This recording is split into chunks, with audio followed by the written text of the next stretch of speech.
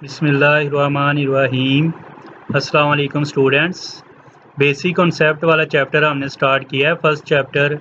आज का हमारा टॉपिक है मॉलिक्यूल एंड इट्स क्लासिफिकेशन। तो सबसे पहले हम मॉलिक्यूल को डिफ़ाइन करते हैं कि मॉलिक्यूल हम किसको कहते हैं।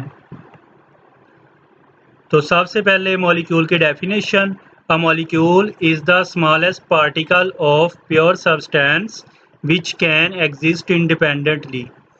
अब इसमें मॉलिक्यूल को डिफ़ाइन करने से पहले सबसे अहम, सबसे इम्पोर्टेंट जो कॉन्सेप्ट हमने पढ़ा इससे पहले एलिमेंट के बारे में, कंपाउंड के बारे में, इसके अलावा एटम के बारे में।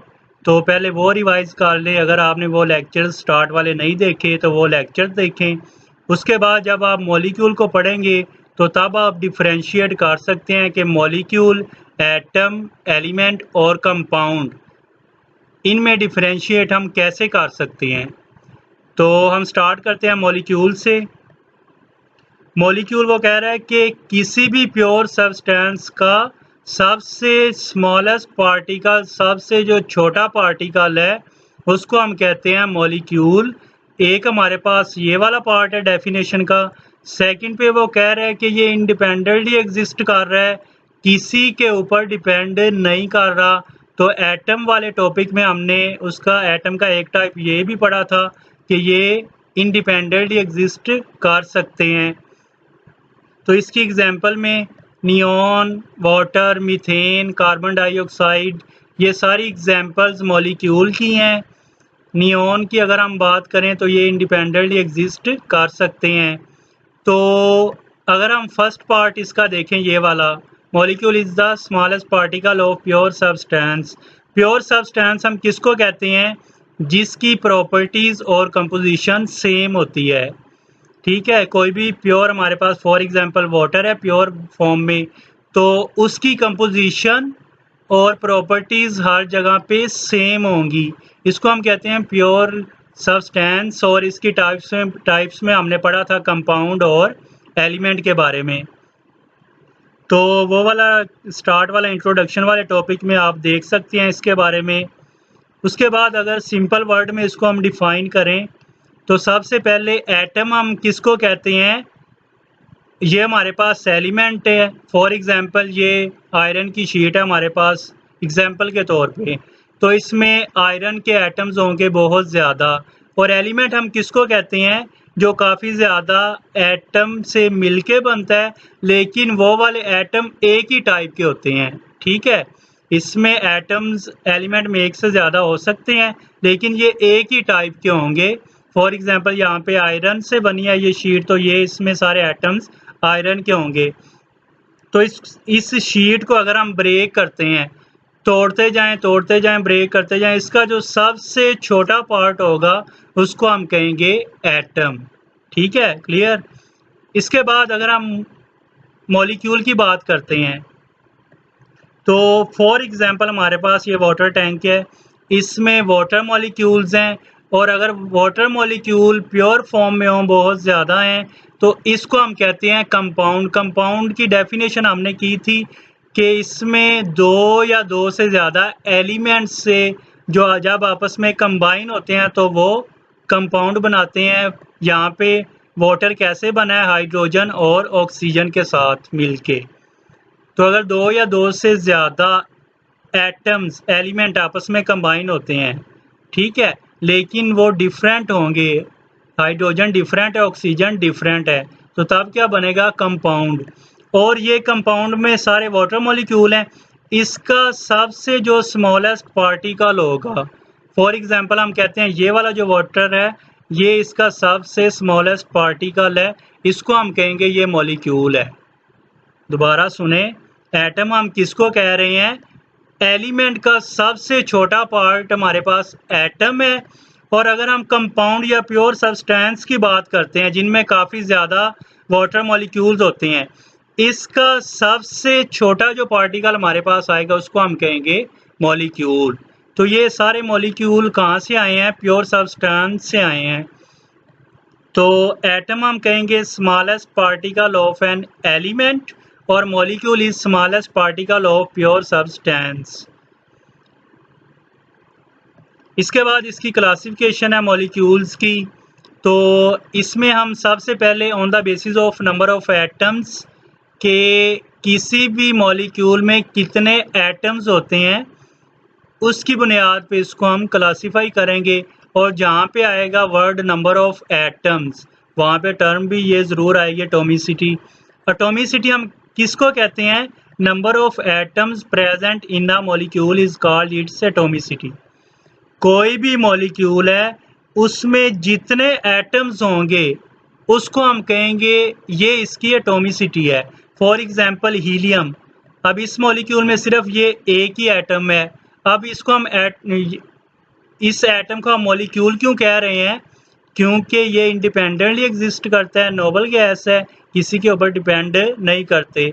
तो ये भी इसी कैटेगरी में आएगा कि ये इंडिपेंडेंटली एग्जिस्ट करेगा, तो ये भी किस में आएगा? मॉलिक्यूल की कैटेगरी में आएगा। तो किसी भी मॉलिक्यूल में कितने एटम्स हैं वो हमें बताया गया इट्स एटॉमिसिटी, इसकी एटॉमिसिटी के बारे में। फॉर एग्जांपल हीलियम में एक एटम, इसकी एटॉमिसिटी 1। क्लोरीन 2 एटम्स हैं इस मॉलिक्यूल में, एटॉमिसिटी 2। वाटर इसमें 3 एटम्स हैं तो इसकी इस मॉलिक्यूल की एटॉमिसिटी कितनी होगी? 3। मीथेन में 5 एटम्स हैं तो इसकी एटॉमिसिटी कितनी होगी? 5। अब इसको हम क्लासीफाई करते हैं। मोनोटॉमिक सबसे पहले क्लासिफिकेशन में on the basis of number of atoms में सबसे पहले है मोनोटॉमिक। मोनो का मतलब होता है एक, एटॉमिक का मतलब एटम। ऐसा मॉलिक्यूल जो सिर्फ एक एटम से मिलके बना हो।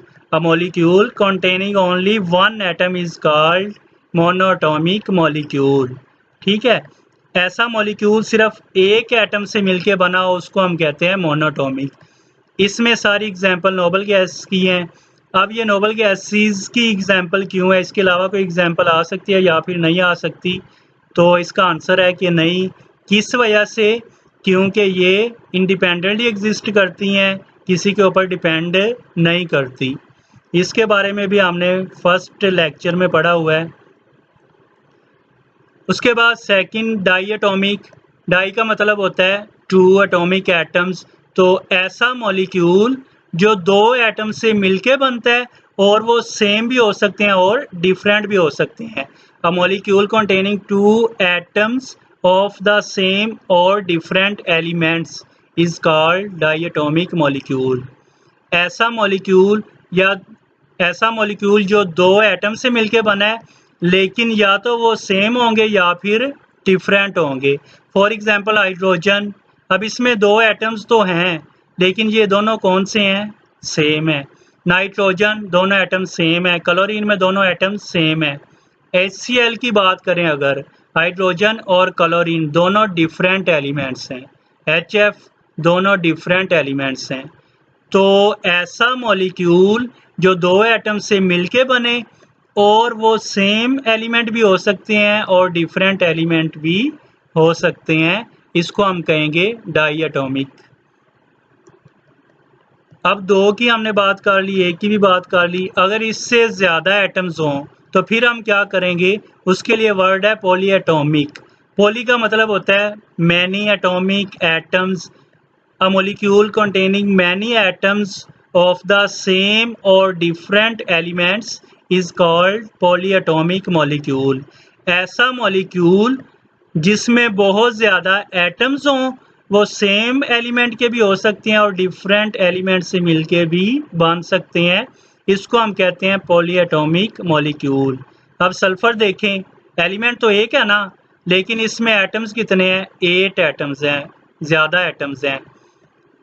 मीथेन डिफरेंट एलिमेंट से मिलके बना है, एटम्स कितने हैं इसमें? 5 एटम्स। इसी तरह ये बाकी examples. Second classification on the basis of kinds of atoms. अब एटम्स कितनी काइंड्स के होते हैं, या फिर उसको हम कहते हैं होमोटॉमिक और या फिर हम कहते हैं हेट्रोटॉमिक मॉलिक्यूल्स।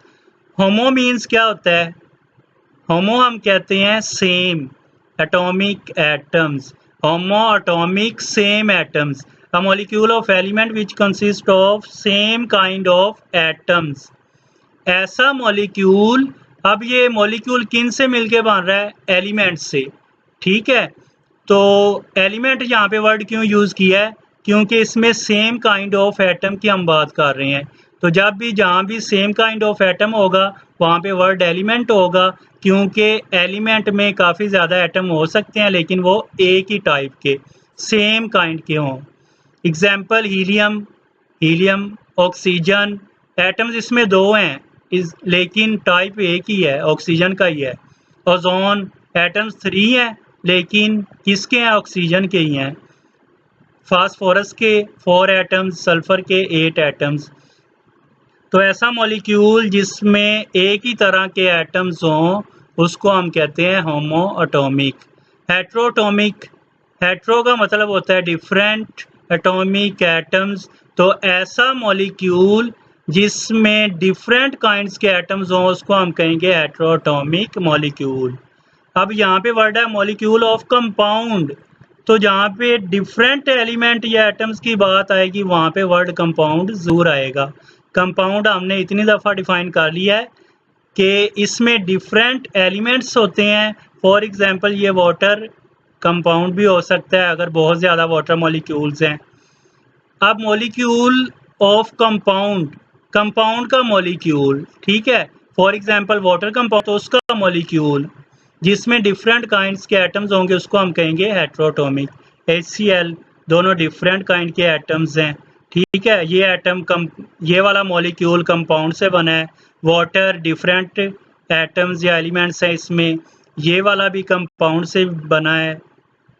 सल्फ्यूरिक एसिड, ठीक है, ये सारे क्या हैं जो कंपाउंड से, कंपाउंड को जब उसका स्मॉलेस्ट पार्टिकल निकाला गया तो वो हमारे पास था मॉलिक्यूल्स। और कंपाउंड में डिफरेंट टाइप्स के एलिमेंट्स होते हैं तो हेट्रोटॉमिक में क्या होगा? एलिमेंट्स डिफरेंट टाइप्स के आपस में अटैच होंगे। उसके बाद है थर्ड पे है, ये फर्स्ट नहीं थर्ड होगा, on the basis of size of molecules. तो जहाँ भी साइज की बात आएगी वहाँ पे होगा माइक्रो वर्ड या फिर होगा मैक्रो। अब माइक्रो का मतलब क्या है? माइक्रो हम कहते हैं स्मॉल साइज के लिए यूज़ करते हैं। Molecules which are small in size are called micro molecules. ऐसे मॉलिक्यूल जिनका साइज छोटा होगा, जिसमें कम नंबर ऑफ एटम्स होंगे, उसको हम कहेंगे माइक्रो मॉलिक्यूल्स। जैसा कि ये carbon dioxide, ammonia, sulphuric acid, ये सारे सभी में एटम्स कम हैं। इसमें 3, इसमें 4, इसमें मीन्स इजीली हम कैलकुलेट कर सकते हैं, कम एटम्स हैं। लेकिन जब हम टर्म पे आते हैं मैक्रो, मैक्रो हम कहते हैं बड़े को। Molecules which are large in size are called macro molecules. ठीक है, अब मैक्रो लार्ज को हम कहते हैं, लार्ज साइज का मतलब क्या है? इसमें लार्ज नंबर ऑफ एटम्स होंगे। प्रोटीन्स में बहुत ज़्यादा एटम्स होते हैं, लिपिड्स बहुत ज़्यादा एटम्स होते हैं, हेमोग्लोबिन में बहुत ज़्यादा एटम्स होते हैं। इसको मज़ीद हेमोग्लोबिन को हम देखें अगर, तो यहाँ पे देखें हेमोग्लोबिन ब्लड में पाया जाता है। ये इसका काम क्या होता है? बॉडी के तमाम पार्ट्स में ऑक्सीजन को लेके जाना। इसके अलावा इंटरेस्टिंग इंफॉर्मेशन है यहाँ पे, इसमें जो एटम्स होते हैं वो कितने हैं? 10,000 एटम्स होते हैं, 10,000 एटम्स हैं। मीन्स जो भी मैक्रो मॉलिक्यूल होगा उसमें एटम्स की तादाद हज़ारों में है। अब अगर इसका हम वेट करें तो जब इसको हाइड्रोजन के साथ कंपेयर करेंगे तो इसका कितना ये हैवी होगा हाइड्रोजन से? 68,000 टाइम्स। ठीक है, इतना हाइड्रोजन से ये ज़्यादा हैवियर है। तो आज के टॉपिक में हमने मॉलिक्यूल को डिफ़ाइन किया, इसकी एग्जांपल की, उसके बाद इसको क्लासीफाई किया on the basis of kinds of atoms. इसके अलावा सेकंड पे हमने इसको किस बुनियाद पे? होमो और हेट्रो की बुनियाद पे। थर्ड पे हमने इसको साइज की बुनियाद पे माइक्रो और मैक्रो मॉलिक्यूल्स। अब ये सारे टॉपिक्स शॉर्ट क्वेश्चन में हैं और MCQs में भी आ सकते हैं किसी भी टॉपिक में से वो पूछ सकते हैं। फॉर एग्जांपल माइक्रो मॉलिक्यूल से कि इसको डिफ़ाइन करें और एग्जांपल दें। तो इसको एमसीक्यूज़ और शॉर्ट क्वेश्चन के लिए अच्छे से याद कर लें। इसके अलावा अगर कोई भी आपका क्वेश्चन है तो उसको कमेंट्स में आप पूछ सकते हैं। Thank you.